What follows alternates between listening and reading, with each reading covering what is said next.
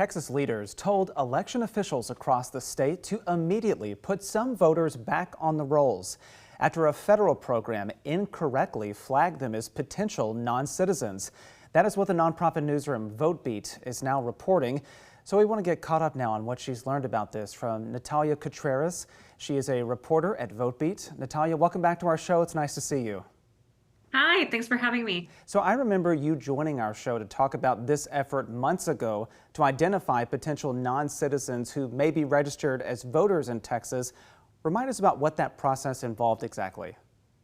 Yeah, so actually the state of Texas last year was one of the first states to use the SAVE program that you mentioned. It's a federal program that states have used for years, but they've used it in a different way. They've used it to check the citizenship status of people that want to access benefits, and also citizenship status of people, like, for example, when you try to obtain your driver's license at the Department of Public Safety, DPS, they also had been using SAVE to verify that, the documents you're presenting were matching what that program had.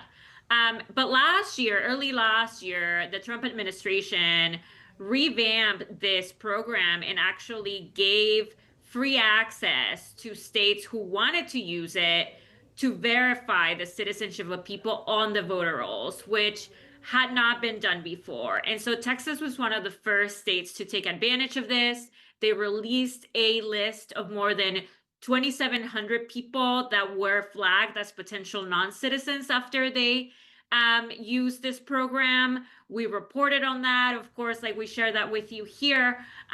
But at the time, whenever the Secretary of State's office sent that list to election officials to investigate, they hadn't checked that list against records that the state already had, like once I mentioned at the Texas Department of Public Safety, which already keeps records of people, passports, birth certificates, other documents that prove citizenship. And of course, people can register there, not only obtain an ID or a driver's license, but they can also fill out a voter registration application there. So that's kind of how it all started and what we were finding. Okay, that's good context for this conversation to move forward now. This week, you reported about the Texas Department of Public Safety now verifying the citizenship of some of those voters previously marked as possible non-citizens.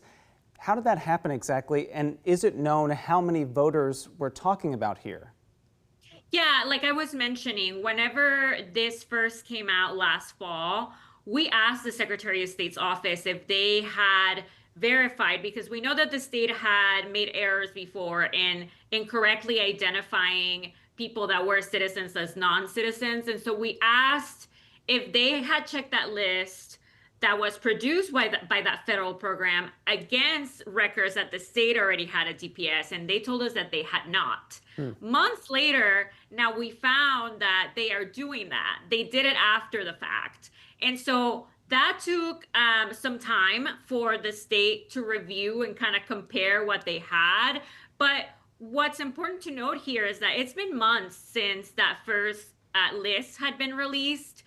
Voters have already been removed. Election officials had sent out notices to people that were flagged as potential non-citizens. Ever since they found some that were confirmed U.S. citizens, we don't have an exact number, but we know that there were some confirmations. We know that there were people that had registered through DPS, so they had probably provided proof already. And then also we found that there was a lot of people that had been registered in error. There was a clerical error that happened and they should have never been registered. And so to your second question, we don't have the exact numbers of how many U.S. citizens we're talking about here that were incorrectly flagged. We are working on getting that information. We're also not sure exactly how many were in fact non-citizens that were on that list, which is also another important number that we want to look at. And so, like I said, it's been months. Voters, some voters have already been affected by this. What the Secretary of State's office told election officials on Wednesday was that once they received this new information that they're going to be sending out of that review that they made with DPS, they made this this recommendation for election officials to immediately reinstate those that were wrongly removed. And that's something that's already part of state law.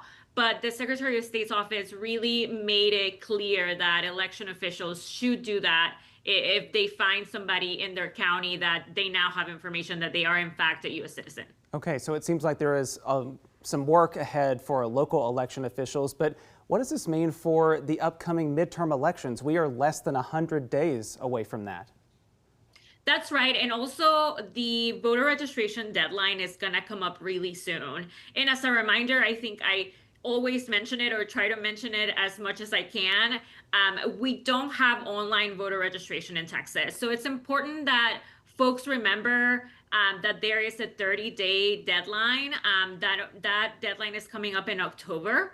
And so what I would suggest to voters is that if they need to update anything with their voter registration, if they're not sure whether their registration is active right now, if they have moved, if they have questions about it, this is the time to start asking their local voter registrar what they need to do to make sure that they can absolutely go to the polls and cast that ballot in November. This is the time that is crucial right now for people to ensure that they're on that list and that they're going to be able to cast their ballot. Very good reminder and a good way to wrap up our conversation. That again is Natalia Contreras with the nonprofit newsroom Votebeat. Natalia, thanks again for being with us and for your reporting. We appreciate it. Thanks so much.